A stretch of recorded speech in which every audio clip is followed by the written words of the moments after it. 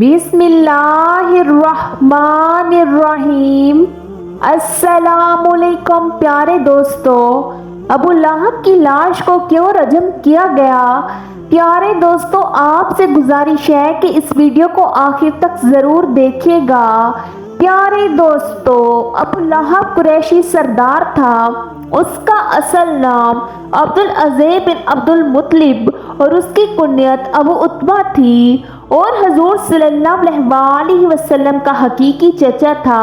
اس کے والد حضرت عبدالمطلب اس کے چہرے کی سرخی کی وجہ سے اسے ابو لہب پکارتے تھے۔ جب ابو لہب کو کسی نے بتایا کہ آپ کے چھوٹے بھائی عبداللہ کے گھر بیٹا پیدا ہوا ہے تو ابو لہب بہت خوش ہوا۔ اس نے ایک باندی صوبیہ کو آزاد کر دیا۔ ابو لہب اسلام کے بڑے دشمنوں میں سے ایک تھا۔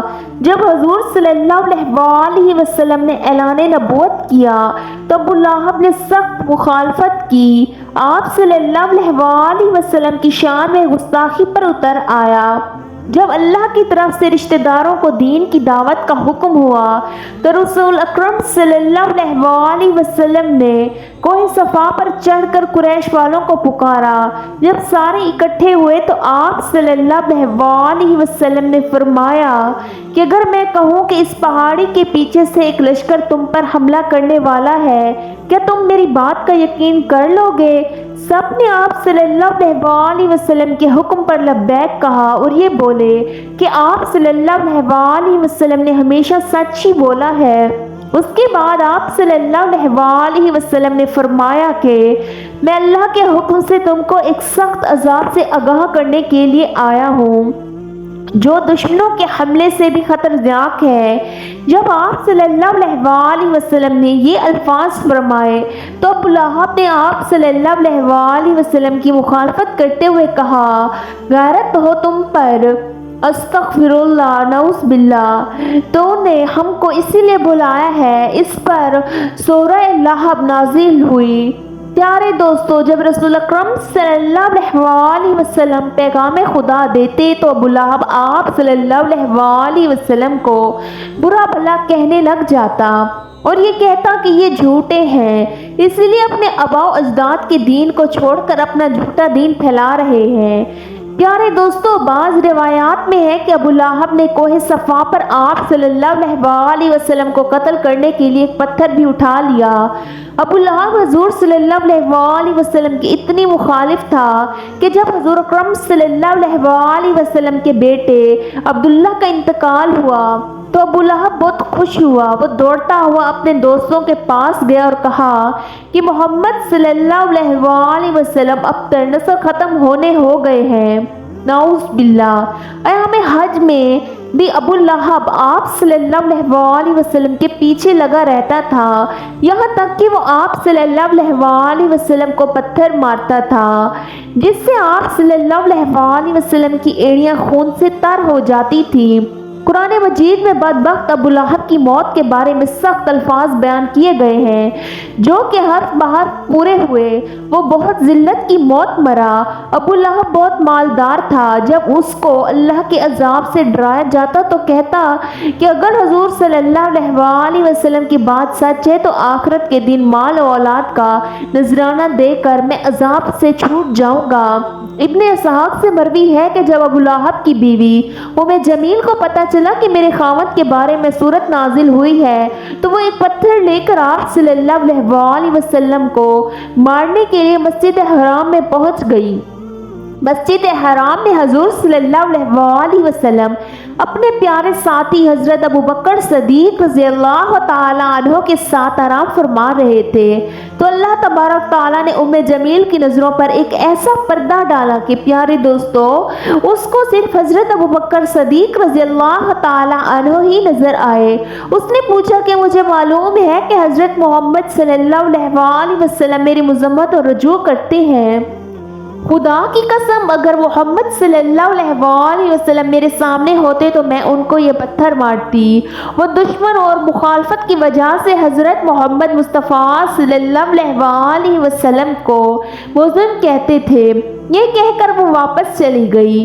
कुरैश वाले जब मुज़लिम कहते तो आप सल्लल्लाहु अलैहि वसल्लम फरमाते, ऐ लोगो, वो मुज़लिम को बुरा भला कहते हैं तो मैं मोहम्मद सल्लल्लाहु अलैहि वसल्लम अल्लाह का आखिरी रसूल हूँ। अबू लहब कुरैश का मालदार आदमी था।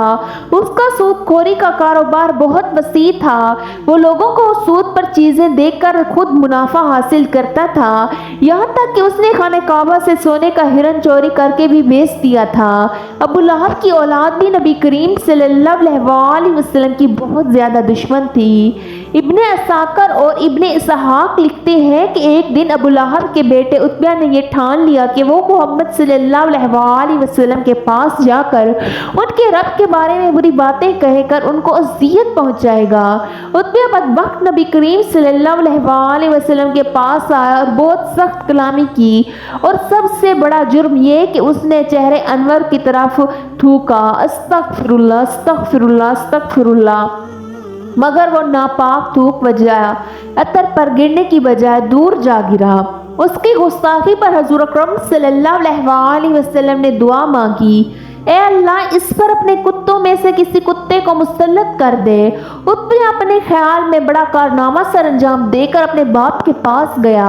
अबू लहब ने पूछा, प्यारे बेटे, तूने उन्हें क्या कहा? उसने बताया कि मैंने ये कहा और ये कहा।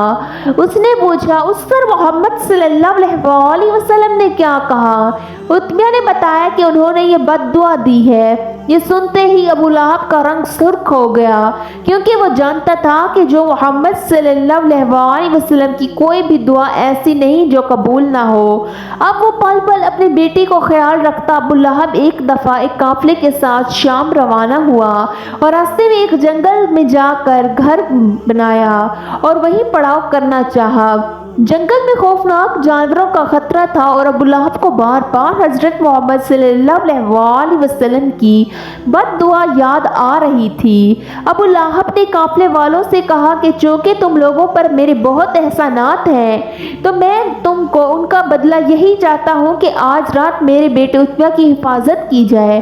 बस तुम सारा सामान एक जगह पर घर की सहन में जमा कर दो और उसके ऊपर मेरे बेटे का बिस्तर लगा दो। फिर उस सामान के इर्द गिर्द तुम सब सो जाओ। हबार कहते हैं कि हमने ऐसा ही किया। रात जब सो गए तो जंगल से एक शेर आया। हम सब के चेहरों को उसने सूंघा मगर किसी को कुछ ना कहा।